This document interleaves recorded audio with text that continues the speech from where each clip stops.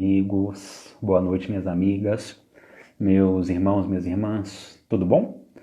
Terça-feira, 7 horas da noite, é o horário do nosso encontro, das nossas reflexões em torno do Evangelho e em torno da Consoladora Doutrina. Hoje, o nosso convidado, a pessoa que estava programada para estar aqui conosco, teve um problema e não poderá fazer parte desse encontro.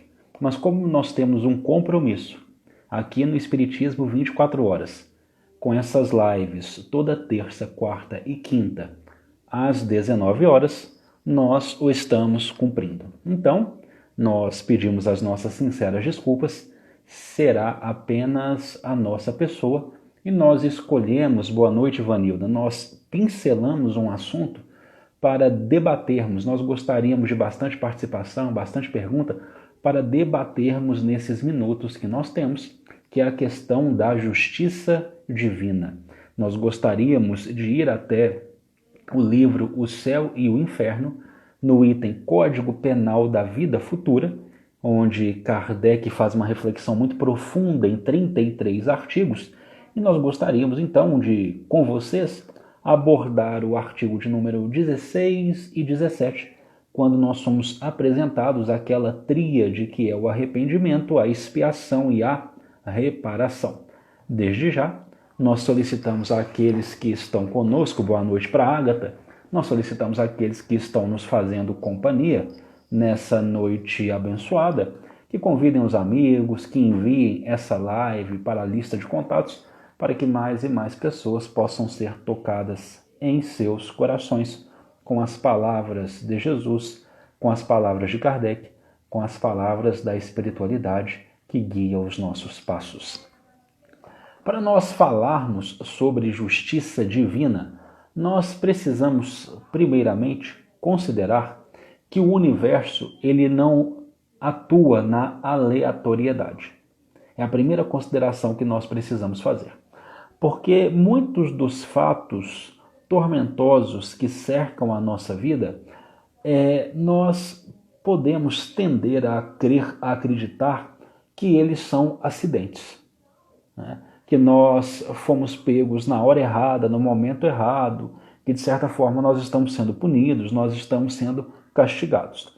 Então não há aleatoriedade no universo. Tudo o que acontece ao nosso redor, por mais doído que seja, por mais complicada que seja a situação, tudo tem uma razão de ser. Tudo tem um fim providencial, tudo tem um fim útil, mesmo que não entendamos no momento. Mesmo que demoremos alguns anos, algumas décadas, alguns séculos, quem sabe, para entender o porquê das coisas, nós precisamos saber que há porquê em tudo o que nos acontece. Porque o universo ele é regido, ele é levado a efeito por uma inteligência que é a inteligência suprema, que é a causa primeira de todas as coisas. Vejam bem, eu sou profissional do direito. E como profissional do direito, boa noite para a Renata, para a Eumana, que estão sempre com a gente aqui.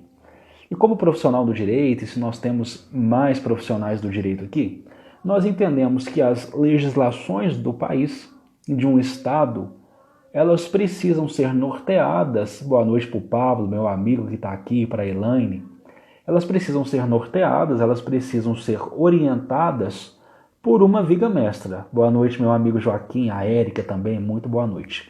Por uma viga mestra. A legislação brasileira, por exemplo, do Estado Democrático Brasileiro, desde 1988, ela tem que estar coadunada, ela tem que estar de acordo com as regras que são colocadas, ou pelo menos assim deveria ser, com as regras que estão escritas na Constituição Republicana daquele ano. Fruto de muitas lutas, fruto de muito debate, uma vitória da nossa sociedade. Qualquer regra infraconstitucional, qualquer regra que esteja em desacordo com o que está escrito na Constituição, precisa então ser excluída do ordenamento jurídico ou ser corrigida. É assim que funciona em um Estado que se diz democrático, um Estado que se constrói às bases de leis justas, à base da égide do direito, é assim que funciona um organograma legislativo. E no universo nós temos um organograma central que a tudo coordena. Nós vamos começar a entender esse organograma nessa figura comparativa que aqui realizamos. Nós vamos começar a entender esse organograma lá na primeira pergunta de O Livro dos Espíritos. Que é Deus? É a inteligência suprema, causa primeira de todas as coisas. Essa inteligência suprema é o que coordena, é o que movimenta todos os atos do universo infinito. Inteligência suprema que ainda, e aqui de acordo com a pergunta de número 10, ainda em O Livro dos Espíritos, é essa inteligência suprema que nos falta um sentido para compreender. Kardec vai indagar a espiritualidade. Nós podemos reconhecer, nós podemos penetrar na substância íntima de Deus? E a espiritualidade vai nos responder, não. Falta-nos um sentido. O que nós podemos começar a fazer é investigar os atributos da divindade. Todos esses atributos, eles são ao infinito. E Kardec, na codificação, na pergunta de número 13, vai obter uma resposta dos espíritos em que ele começa a trabalhar alguns desses atributos de forma exemplificativa. Lá, se eu não me engano, ele traz 6 ou 7, que nós vamos aqui delinear que Deus é eterno, não tem começo nem terá fim, é imutável, é todo-poderoso e é soberanamente justo e bom. E esse Deus que dentro dos seus atributos possui o de ser eterno, imutável, todo-poderoso, soberanamente justo e bom, estabelece, estatua e constrói leis que são eternas, que são imutáveis, que são soberanamente justas e boas, que surgem dos seus atributos. Portanto, essas leis que regem o universo não apresentam falhas. Essas leis, quando bem seguidas, representam a felicidade do gênero humano. O Livro dos Espíritos vai, na pergunta de número 614, salvo o melhor juízo, vai indicar-nos que nós só somos infelizes quando nós deixamos de observar o fiel cumprimento a essas leis, estabelecidas, estatuídas por todo o momento da existência pelo Pai. Essas leis que já vêm escritas em nossa consciência. Portanto, quando nós desrespeitamos qualquer um dos artigos desse arcabouço universal, é a própria consciência que liga uma luzinha vermelha. Teve uma falha aqui. Vai ser preciso aparar. Vai ser preciso reparar. E aí que vem os processos corretivos. Quando nós não escutamos os convites em amor para reparar essas falhas, é aí que surgem os processos corretivos através da dor. Através desses remédios, muitas vezes amargos, que nos convidam a maiores reflexões sobre a vida, sobre o nosso comportamento, sobre as nossas atitudes, sobre as estradas que nós estamos tomando, as escolhas que nós estamos fazendo, e nos chama, nos faz um chamamento, nos faz um convite para novas ponderações, novas reflexões, para que saibamos nortear o rumo das nossas existências por caminhos mais elevados. Então, aí, isso afiança o que eu coloquei aqui no início. Tudo o que nos acontece tem uma razão de ser, uma razão providencial, tem um fim útil, por mais que não entendamos. E aí, no item Código Penal da Vida Futura, há aqui um delineamento da questão da justiça divina. Observações, construções iluminadas feitas por Kardec em 33 artigos. Ali aprendemos, por exemplo, que toda imperfeição que possuímos vai gerar um sofrimento. Porque toda imperfeição que ainda carregamos em nós vai dar origem a uma ação contrária à lei divina. Uma ação contrária à lei divina que vai prejudicar o outro e prejudicar a nós mesmos. E aí nós nos lembramos aqui da passagem de Tiago, que ensina-nos: cada um é tentado quando atraído e engodado, e ludibriado e enganado pela sua própria concupiscência. Ou seja, a exteriorização,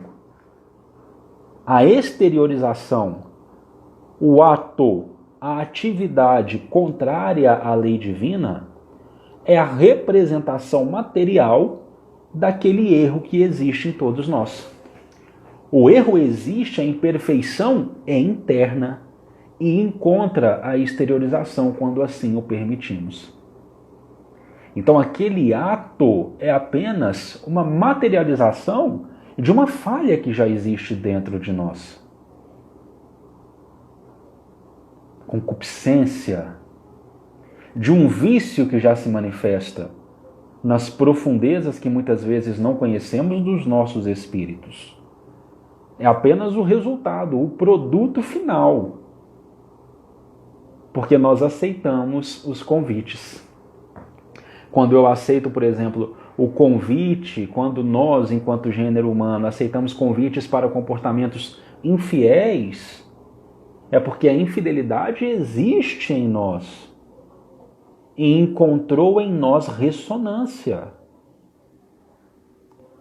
Quando aceitamos os convites para atitudes egoístas, atitudes orgulhosas, é porque o orgulho e o egoísmo existem em nós e encontrou ressonância. Quando no trânsito temos um comportamento de brigar com alguém que nos deu uma fechada, de sermos coléricos, é porque fomos atraídos por algo que existe em nós para aquela situação. O benfeitor Emmanuel vai nos ensinar. Cada dia apresenta situações magnéticas específicas e nós precisamos observar para onde estamos sendo atraídos. Quais são as situações magnéticas do dia a dia que nos atraem? É por isso que é tão importante o conhecimento de si mesmo, porque é o conhecimento de nós que vai auxiliar a identificar quais são essas imperfeições que causam esses sofrimentos, que trazem essas quedas. Eu me conhecer, eu vou identificar. É um trabalho, Quando eu me conheço verdadeiramente, sem hipocrisia, eu começo a identificar, olha, e geralmente eu trabalho no exterior, né? Olha, essa situação magnética me atraiu. Eu agi dessa forma, eu me comportei com essa atitude que contraria um preceito divino. Mas por que eu aceitei esse convite? Por que eu caí? Por que há em mim? O que há em mim que propiciou essa queda? Aí eu começo a me investigar. Eu começo a entender quais são as minhas imperfeições. Entendendo quais são as minhas imperfeições, esses processos emocionais que me conduziram, que auxiliaram para com que eu caísse, eu consigo trabalhar na construção de virtudes, na construção de comportamentos positivos que vão substituindo aqueles outros viciados. Aqueles outros que têm como consequência sofrimento, tanto para mim quanto para aqueles que me cercam. Eu começo a entender os mecanismos de justiça divina, trabalhando o mais profundo do meu ser. E no Código Penal da Vida Futura, nós encontramos os seguintes itens, que são os que eu gostaria, porque nós não vamos conseguir debater todos os 33 aqui. No tempo que temos, e até não queremos que a live fique muito grande, para não ficar muito cansativa, no tempo que temos, não vamos conseguir esgotar os 33. Isso aqui é assunto para seminários, para estudos de anos e anos. Mas há artigos aqui em especial que gostaríamos de voltar os nossos olhares nessa nossa fala despretensiosa. E o primeiro deles é o 16º, onde Kardec constrói o seguinte raciocínio. O arrependimento é o primeiro passo para a regeneração, mas não é suficiente, sendo necessárias ainda a expiação e a reparação. E aí vem o trinômio para regenerarmos tanto a nossa individualidade quanto a nossa coletividade.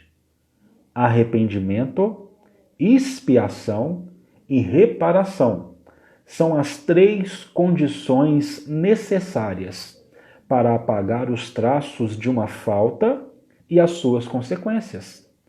O arrependimento suaviza as dores da expiação, abrindo pela esperança o caminho da reabilitação. Só a reparação, contudo, pode anular o efeito, destruindo-lhe a causa. Do contrário, o perdão seria uma graça e não uma anulação das faltas cometidas. E aqui nós temos assunto, nós temos, como dizem os antigos, nós temos pano para manga. Uma pessoa pode expiar sem se arrepender.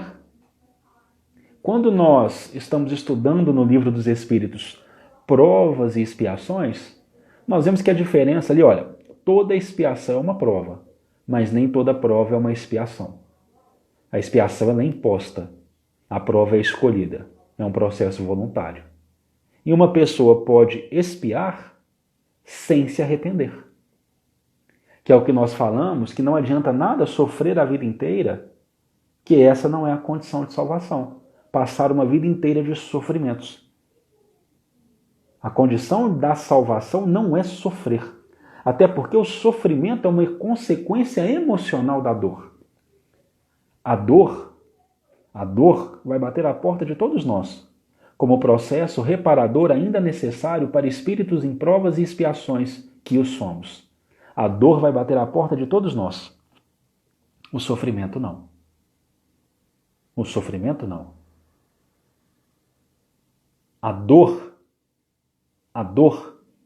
vamos assim colocar, ainda é, pela nossa condição, ainda é algo que enfrentaremos. O sofrimento, e vai parecer até estranho o que eu vou falar aqui, o sofrimento é uma escolha.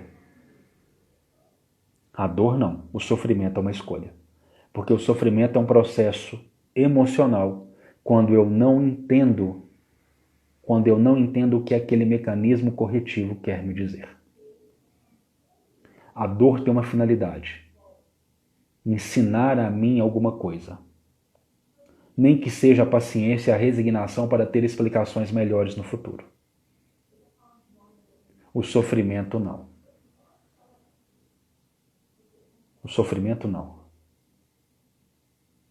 O sofrimento vem da revolta com a dor.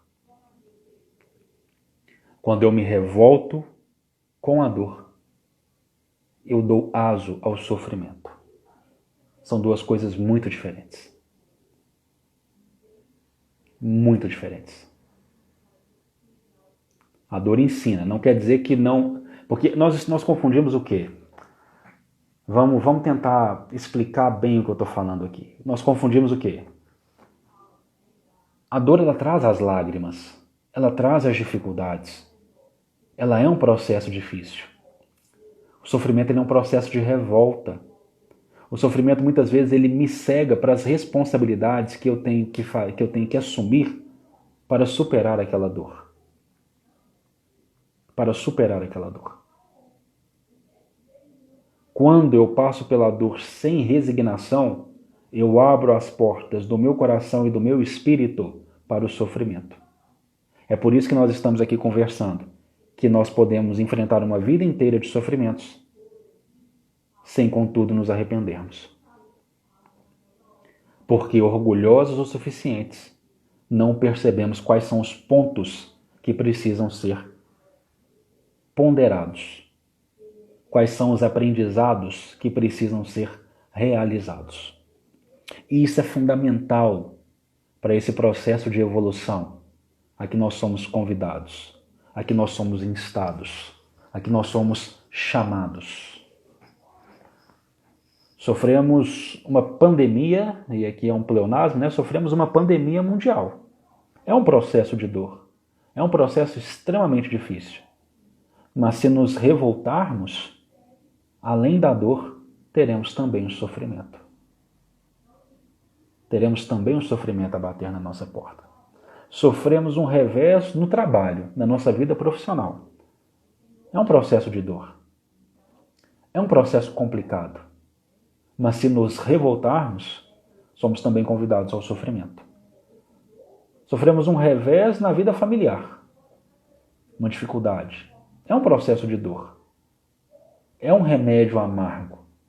Mas se nos revoltarmos, além da dor, convidamos a entrada do sofrimento. Então, para que a gente evite essa consequência emocional, é preciso tentar escutar o que a dor quer nos dizer. O que a tempestade quer nos falar. O que a tormenta quer nos ensinar. É parar de fazer perguntas como: por que eu? Por que isso está acontecendo comigo? E sim começar a questionar: para quê?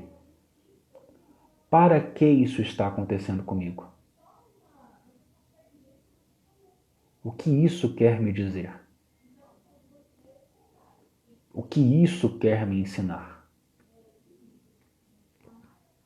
Quando o meu pai desencarnou, e nós já tínhamos um processo de separação emocional, porque nós não nos comunicávamos há muito tempo, quando meu pai desencarnou e eu estava no velório do meu pai, o processo de dor em mim se transformou em sofrimento, porque eu me revoltei, eu perguntei, eu questionei o porquê estar reunido com meu pai apenas naquele momento do seu velório, do seu enterro, porque nós não tivemos outras oportunidades. E eu questionava por que isso está acontecendo comigo. A revolta, que além da dor, gerou o sofrimento. E quando eu passei, então, a substituir a pergunta por que nós estamos nos encontrando somente agora, e passei a perguntar para quê, e passei a entender que era uma oportunidade, que nós estávamos, na verdade, nos reencontrando naquele momento, porque a vida não cessa no momento em que os olhos da carne cerram, eu entendi que aquele era o primeiro reencontro de uma história que se transformava. E aí o sofrimento cessou e o processo corretivo da dor encontrou ressonância no meu coração. Então são modificações da forma de nós perguntarmos sobre como a vida está nos abordando. São outros olhares que nós apresentamos às situações de correção que nos cercam. E é por isso que, e retorno após essa longa explanação, e é por isso que nós podemos passar a vida inteira sofrendo, sem, no entanto, nos arrependermos. O arrepender, e aqui nós vamos nos lembrar do Batista, quando ele na sua pregação já dizia: arrependei-vos. O arrepender é muito diferente do dar desculpas esfarrapadas. Prestem atenção nisso. Arrepender é muito diferente de conceder desculpas esfarrapadas. Às vezes a gente fala assim, eu estou arrependido. Né? A gente fez a maior besteira, Aí a gente fala, eu estou arrependido. Mas na verdade você está tentando dar uma desculpa esfarrapada porque o caldo entornou. Você está tentando achar uma justificativa. Arrependido você não está nada, porque se você tiver a chance de fazer, de entornar o caldo no dia seguinte, você vai lá e vai entornar o caldo de novo. Né? Eu estou arrependido, mas se voltar para mim essa tentação, se essa tentação bater essa porta de novo para mim, eu vou abrir a porta. O Chico Xavier, ele traz uma definição engraçadíssima quando ele conversa sobre tentação. Que ele fala, ele traz a figura da tentação, ele monta a figura da tentação como sendo todos nós em desabalada carreira correndo de um cachorro. A tentação é esse cachorro bravo, esse cachorro raivoso. E a gente está correndo desse cachorro bravo. Mas a gente está numa vontade danada que esse cachorro bravo nos alcance. Essa definição que Chico nos traz de tentação é uma coisa que eu acho maravilhosa. A gente está louco para ficar livre daquela tentação, mas a gente está uma vontade danada que ela alcance a gente. Eu vejo muito isso. Você sabe, por exemplo, né? Eu acho isso maravilhoso. Você sabe, por exemplo, que existem determinadas pessoas, e quando nós estamos falando de pessoas, nós não estamos falando apenas de problemas de relacionamento afetivo, não, tá, meus amigos? Porque tem aquelas pessoas, aquela turma, aquele conjunto, que, por exemplo, você sabe que se você sair com aquelas pessoas, você tem um problema, vamos citar aqui, você tem um problema com bebida alcoólica. Né? Você tem um problema, um vício com bebida alcoólica. E você sabe que tem um grupinho de pessoas que se você tenta ao máximo evitar, mas você sabe que tem um grupinho de pessoas que se você sair com aquele grupinho de pessoas, você não vai conseguir recusar o convite deles. Você não vai ter força suficiente para recusar esse convite. Aí você fica assim, tomara que esses amigos meus não liguem, porque eu estou querendo combater esse vício meu. Eu estou querendo combater esse problema, mas toda hora você está olhando no WhatsApp para ver se eles estão te chamando para ir para o bar. Toda hora você está conferindo ali no WhatsApp. E aí quando chega o convite, eu não queria que eles me chamassem, mas eles me chamaram, eu não quero ser o mal educado, eu vou. Você sabe que lá no bar você vai mudar a sua personalidade, talvez. Não é mudar a personalidade, perdão. Você vai deixar aflorar o mais difícil da sua personalidade. Você vai virar uma pessoa briguenta, você vai virar uma pessoa chata. Aí você fica, tomara que ninguém me chame. Tomara que ninguém me chame para ir para o bar. Me chamaram, eu fiquei sem graça, agora eu tenho que ir. Então essa é a figura da tentação. Você está, tomara que a tentação não me alcance. Para, não pega no meu pé não, tentação. E quando ela dá aquela mordidinha no nosso pé, aquele cachorro dá a mordidinha no nosso calcanhar, a gente fala, já mordeu o nosso calcanhar, agora não tem jeito mais. Agora tem que morder o corpo inteiro. Né? Então, essa figura eu acho ela bacana demais. Bacana demais, porque aí nos mostra que quando a gente fala, eu estou arrependido, a grande maioria das vezes nós não estamos verdadeiramente arrependidos. Nós estamos querendo arrumar desculpa esfarrapada. Desculpa esfarrapada para as nossas ações. O arrepender verdadeiro, esse que nós trouxemos aqui, a fala do Batista, arrependei-vos, é aquilo que é o chamado de metanoia. Arrepender verdadeiramente é falar, a estrada não está certa. É para cá que eu tenho que ir. Eu não tenho que continuar. É para cá que eu tenho que ir. Quando eu estou verdadeiramente arrependido, eu mudo a estrada. Eu mudo a direção. Eu mudo o comportamento. Eu mudo o pensamento. Quando todos os trabalhos de cura, de libertação operados pelo Cristo, é muito comum nós observarmos as frases, logo após todos aqueles atos maravilhosos, é muito comum nós observarmos as frases, vá e não erres mais. A tua fé te curou. E há uma significação muito profunda nisso. Vá e não erres mais. Vá e não seja mais errante. Ou seja, não fica indo para lá, para cá, para cima, para baixo.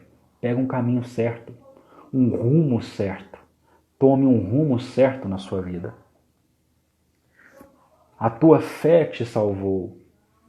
Fé não é fazer orações decoradas, cheias de forma, mas sem fundo algum. Fé é fidelidade, é o fides, fidelidade. Esse é um verdadeiro conceito de fé. Se você tem fidelidade a Jesus, e aí Jesus fala com todos nós que somos curados pelos seus exemplos, a tua fé te curou, a tua fidelidade te curou. O teu arrependimento verdadeiro, a tua mudança de comportamento, o escolher novas estradas te curou. Então, essa live nossa, que está um estudo muito particular aqui, os que aqui continuam, estão se identificando com o que eu estou falando sobre as tentações, é para que cada um que está nos ouvindo, que cada um se pergunte, qual que é o cachorro bravo que eu estou fugindo, mas eu estou louco para ele me alcançar? Qual que é o cachorro raivoso que eu estou correndo dele, mas a cada esquina que eu viro, eu tento tropeçar para que ele me pegue? Então, cada um, esse é um exercício muito pessoal. Cada um vai ter que identificar aqui os seus animais bravios, os animais bravios que estão correndo, mas querem ser alcançados. E quando identificar quais são esse cachorro, quais são esses cachorros bravos, quais são esses animais raivosos, é começar a se perguntar por que eu quero ser alcançado por esse cachorro? Por que eu ainda quero cair em tentação? E eu vou dar uma dica para vocês aqui, porque é algo que me ajudou muito. É algo que me ajudou muito. Nós ainda temos dificuldade, pelo menos para mim, tá? Eu ainda tinha dificuldade de virar e falar assim, nossa, eu quero ser pego por esse cachorro, por isso, por isso, por isso. Então eu preciso modificar. Sabe como é que eu comecei a trabalhar para mim? Para mim eu comecei a trabalhar pelo medo. Sabia disso? Eu comecei a trabalhar assim, rapaz, se esse cachorro que eu tô doido para ele me alcançar, se ele me pegar e eu deixar a concupiscência exteriorizar-se caindo em tentação, as consequências vão ser funestas. E eu comecei a listar as consequências. A consequência vai ser essa, vai ser essa, vai ser essa, vai ser essa.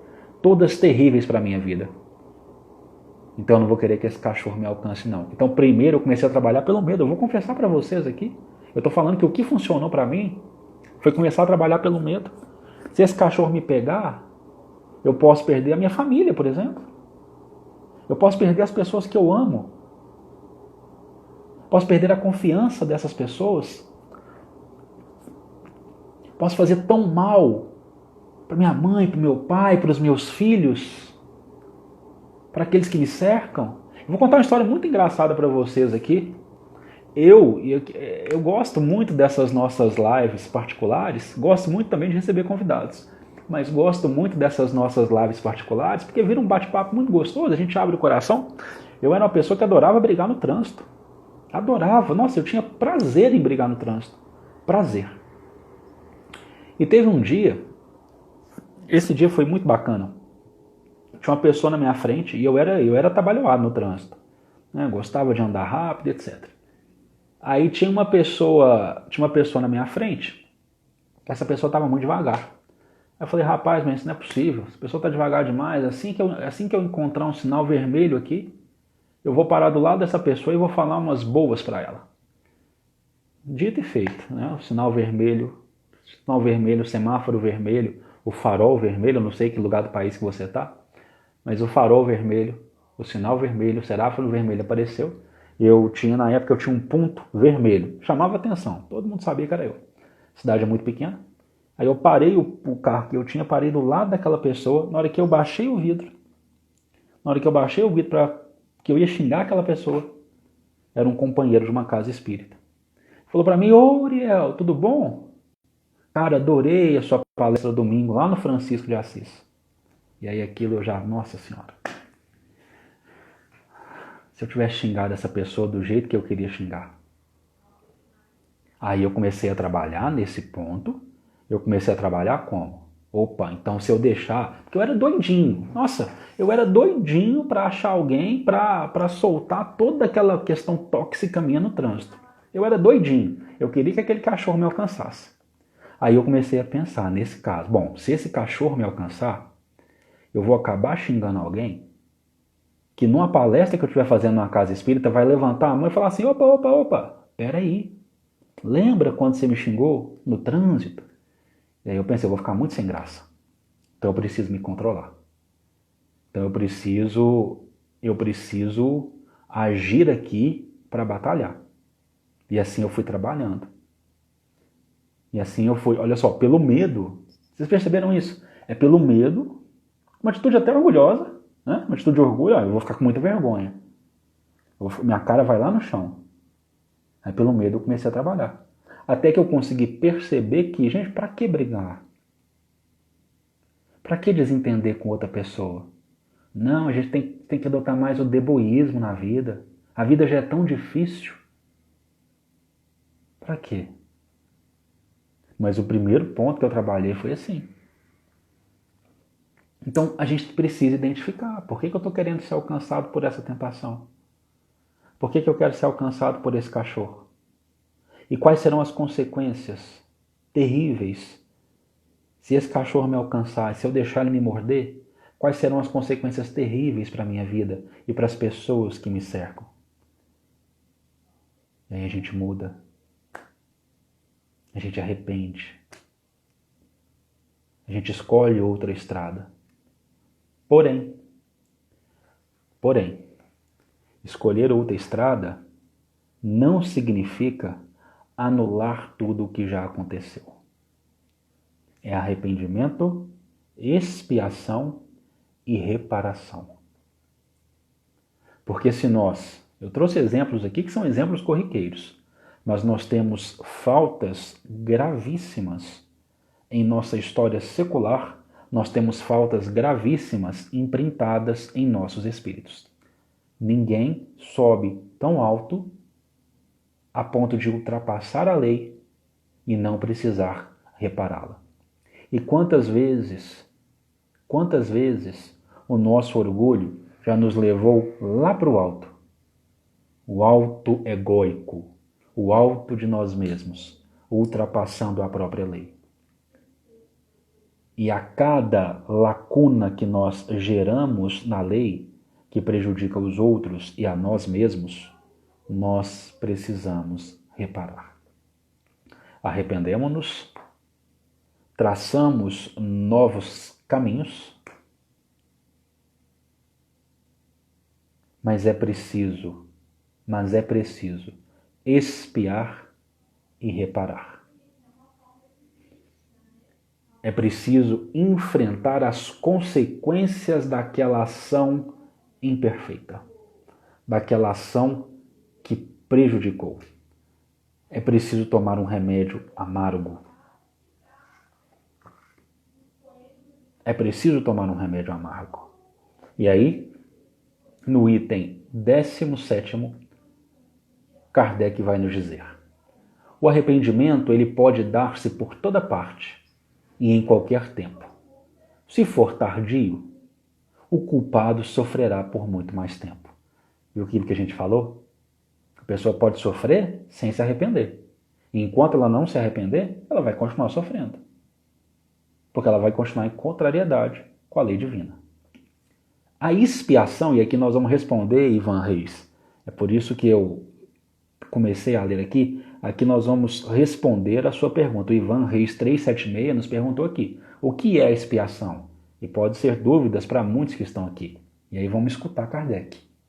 A expiação consiste nos sofrimentos físicos e morais que são a consequência da falta cometida, seja na vida atual, seja na vida espiritual após a morte, ou ainda em nova existência corpórea, até que os últimos vestígios da falta tenham desaparecido.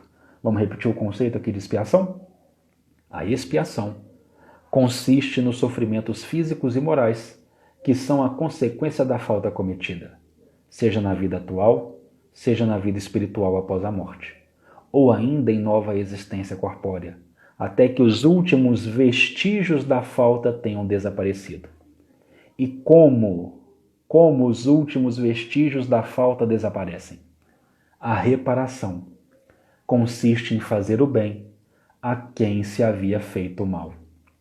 Quem não repara os seus erros nesta vida, por fraqueza ou má vontade, achar-se-á em uma existência posterior em contato com as mesmas pessoas a quem prejudicou, e em condições voluntariamente escolhidas pela própria vontade, de modo a demonstrar-lhes o seu devotamento e fazer-lhes tanto bem quanto mal lhes tenha feito. Gente, nós já estamos falando há 42 minutos. O nosso tempo está quase acabando, então eu vou dar uma apressada aqui, porque o assunto ele é intrigante, tem muitas coisas para falar, mas eu vou dar uma apressada aqui em alguns pontos que eu quero abordar. Os últimos vestígios da falta desaparecem com a reparação, né? Nós temos que entender isso. Não adianta apenas espiar. É preciso arrepender-se. É preciso adotar novas posturas de vida, construir novos caminhos. Mas é preciso também reparar. Nós colocamos aqui. O arrepender-se não anula a falta. Há uma lacuna que precisa ser refeita. E aí entra a questão da reparação, que consiste em fazer o bem a quem se havia feito o mal. E aqui eu gosto muito de falar sobre isso. Nós não apenas somos convidados a não fazer o mal. É nosso dever, além de não fazer o mal, fazer o bem. Eu gosto de citar aqui quando é questionado a Hilel. Hilel, se eu não me engano, ele está com o nome de Eliu no livro Brasil, Coração do Mundo, Pátria do Evangelho. Ali citado como o responsável pelo desenvolvimento sociológico do planeta. Nas primeiras páginas do livro Brasil, Coração do Mundo, Pátria do Evangelho, ele é chamado por Jesus para uma reunião particular para que observasse novos caminhos a serem adotados pela humanidade, que é quando a bandeira do Evangelho é transplantada para o solo brasileiro. E Léo, ele é um varão. As duas grandes escolas de interpretação da lei na era pré-cristã, uma delas era de Hillel, né? Nós tínhamos Shammai e Hillel. E Hillel, ele era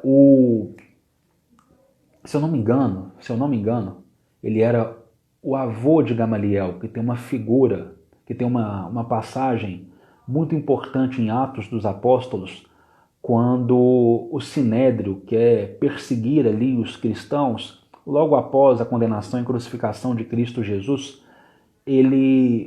Gamaliel, em Atos dos Apóstolos, ele fala, olha, deixa, se eles estiverem errados, né, se essa ideia estiver errada, o tempo silenciará. Agora, e se eles estiverem certos? E nós estivermos perseguindo a verdade? Então E Gamaliel, ele é o precursor de Saulo, o preceptor de Saulo de Tarso. Então nós vemos aí a importância da figura de Hillel. E aí Hillel, uma vez eles questionaram a Hillel o seguinte, como é que a gente pode resumir a lei? Se você pudesse resumir a lei, como é que você faria isso? Gente, eu conto as histórias na minha fala, tá? Eu sinceramente não gosto de ser papagaio. Eu respeito muito quem é papagaio, quem decora as coisas, porque eu respeito, admiro quem tem a inteligência de decorar as coisas. Quando eu falo papagaio é com todo respeito, tá, gente? Com todo amor, com toda admiração. Papagaio aqui é um elogio, por favor, pelo amor de Deus, não me entendam mal. Que tem a habilidade de decorar as páginas de um livro e trazer aquelas páginas. Eu não consigo. A minha cabeça não tem essa habilidade. Então a forma que eu sei falar é ler aquele trecho e contar com as minhas palavras. Eu sou um contador de histórias. Para fatos precisos eu não tenho essa capacidade. E aí perguntaram para Hillel uma vez, como é que ele poderia então, e vocês percebem que é uma pergunta que fizeram ao Cristo logo após, e é aí que a gente quer chegar, como é que ele poderia resumir a lei? Ele falou assim, olha, a lei pode ser resumida da seguinte maneira, não faça ao outro aquilo que você não gostaria que fosse feito com você. E aí a gente vê que essa atitude é uma atitude de quê? Se você não fizer o mal, tá beleza. Mas você precisa ir além. E aí o Cristo nos ensina a ir além. Né? Quando ele é questionado também, qual o maior mandamento da lei? Ele fala, né? Ele repete a chamar lá, né? Ouve, ó Israel, um é o Senhor é um. E amareis a esse Senhor acima de todas as coisas, toda a tua força, toda a tua vontade, todo o teu espírito, etc, etc. Mas há um segundo que é semelhante a este. Amarás a teu próximo como a si mesmo. Então, vocês percebem como é que ele evolui isso que Léo fala? E Léo fala simplesmente assim, ó, não faça ao outro aquilo que você não gostaria que fosse feito com você. Beleza, mas o Cristo ele vai além. Ele fala, além de você não fazer para o outro aquilo que você não gostaria que fosse feito com você, você tem que fazer ao outro aquilo que você gostaria que fosse feito com você. Você tem que praticar o bem, você tem que praticar o amor. É uma atitude positiva. Não é só uma atitude de ficar quieto, mas é uma atitude positiva. Então você precisa procurar o outro e você precisa fazer ao outro, ó, coisa boa, coisa bacana, coisa de amor, coisa de luz. Você precisa ir ao encontro do outro. É assim que você encontra Deus, no coração do outro. E isso é reparar. E isso é o ponto que põe fim a essas expiações, a essas dores. Você ir ao outro que você feriu, no curso das existências, praticando o bem que anula aquele mal. Não é que anula, perdão, vou corrigir, perdão. Porque às vezes anula vai passar a impressão errada. Não é que anula, o mal foi feito, mas é que repara, que conserta aquilo ali. Que conserta aquela existência. Eu não vou tirar a palavra anula, porque pode passar outra ideia, uma ideia que eu não quero passar aqui. Então você vai ao outro, você faz o bem, você faz o amor, você procura o outro para fazer o amor, para reparar uma falta cometida, assim como o outro nos procura também. Então essa é a reparação. Esse é o objeto da reparação. Além do se arrepender, e para colocar fim à expiação, você precisa reparar. Nós precisamos reparar. Desenvolvendo atitudes para o outro de amor, de bem. Isso aí, gente, olha só. Se você vai colocar uma oferenda no altar, se você tem algum adversário, vai até ele e faz as pazes. Que isso é reparação. Tem alguém que você consegue fazer as pazes? Tem alguém que você consegue ficar de boa? Então não perde tempo, não. Vai lá, faz alguma coisa bacana para aquela pessoa. Manda uma mensagem de coraçãozinho no WhatsApp. Pede um perdão verdadeiro. Fala que você não estava num bom dia, mas vai lá, tenta reparar. Tenta parar aquela aresta. Antes de você colocar a oferenda no altar, que é o teu espírito de retornar ao Pai. Então vai até aquela pessoa. Aí, uma vez uma irmã chegou para nós, e aqui eu vou encerrar as palavras com esse caos. E vai ficar muita coisa para a gente conversar. Hoje era só uma conversa mesmo. Talvez em outros momentos nós voltamos falando sobre isso. E aqui uma irmã chegou para nós e falou o seguinte. Uriel, a gente já cometi tanto erro. E essas pessoas às vezes estão tão longe. Será que eu vou precisar então ir de porta em porta para essas pessoas? Para ir fazendo esse bem? Porque muitas vezes a gente pensa isso, né? A gente sai procurando de porta em porta. Eu costumo dizer o seguinte, cara, outro ponto que eu queria falar. Eu costumo dizer o seguinte. A vida vai apresentar situações que são sinônimas àquelas às quais nós falhamos. O universo vai apresentar circunstâncias que têm sinonímia, que guardam sinonímia profunda com aquelas que nós falhamos. E ali nós vamos ser convidados a refletir sobre as nossas atitudes. Pode não ser com aquela pessoa, pode não ser particularmente com aquele que foi o objeto das nossas quedas, mas o universo ele vai nos devolver situações onde nós somos convidados a agir diferente de como nós agimos. Então, é isso que eu gostaria de falar. Além de talvez o universo nos apresentar novamente aquela mesma pessoa, existe esse outro ponto. Do universo nos apresentar situações sinônimas. Para que nessas situações que são sinônimas, nós saibamos agir diferente. Mostrando que estamos arrependidos. Mostrando que desejamos reparar. E uma coisa que eu sempre gosto de dizer, mesmo apanhando na rua, mesmo não encontrando ressonância no bem que você faz, faça sempre o bem. Sempre o bem. Sempre. não, que o seu comportamento não seja guiado pelas atitudes negativas dos outros, mas que o seu comportamento seja um exemplo para que os outros se guiem através das suas atitudes positivas. O bem deve sempre prevalecer. É por isso que o mestre nos ensina. Se você levou um tapa na cara, e o tapa na cara aqui é uma pedrada moral, uma ofensa moral, não só uma questão física, oferece a outra face, continua praticando o bem. Você planta o bem, você planta o amor. Quando esse bem e esse amor vai frutificar é no tempo de Deus. É que a vossa mão esquerda não saiba o que dá a vossa mão direita. A nossa missão é praticar o bem. Se a gente for ficar esperando todo mundo fazer o bem para a gente fazer o bem, ninguém nunca vai fazer o bem. Ninguém nunca vai fazer o bem. Se a gente for ficar esperando os outros agirem, o mundo vai continuar do jeito que está. E você está gostando do mundo do jeito que está? Você está gostando do mundo do jeito que está? Se você estiver gostando do mundo do jeito que está, beleza. Paciência, então. Agora, se você é igual eu, que não está gostando do mundo do jeito que está, então não seja aquela pessoa que, por exemplo, se a pessoa me bater, eu vou bater nela também. Você gostou de apanhar? Se você não gostou de apanhar, então por que você vai fazer a mesma coisa com o outro? A pessoa me ofendeu, eu vou ofender ela também. Você gostou de ser ofendido? Então, se você não gostou de ser ofendido, se doeu em você ser ofendido, então por que você vai ofender o outro também? Tá?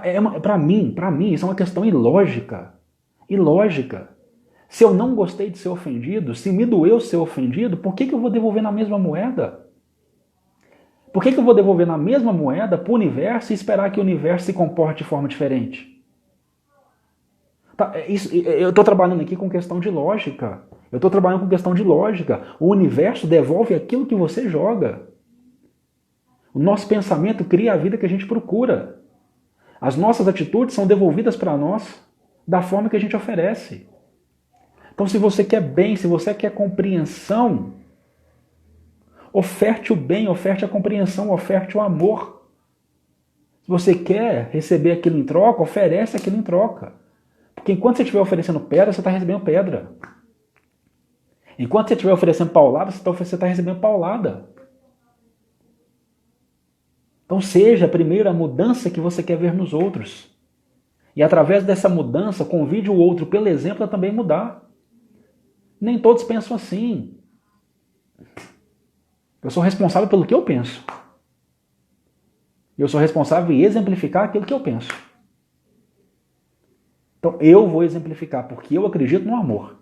Eu acredito no bem. Eu acredito no belo. Se eu tenho fé em Deus, se eu acredito em Deus, eu acredito no amor. Eu acredito no bem. Eu acredito no belo.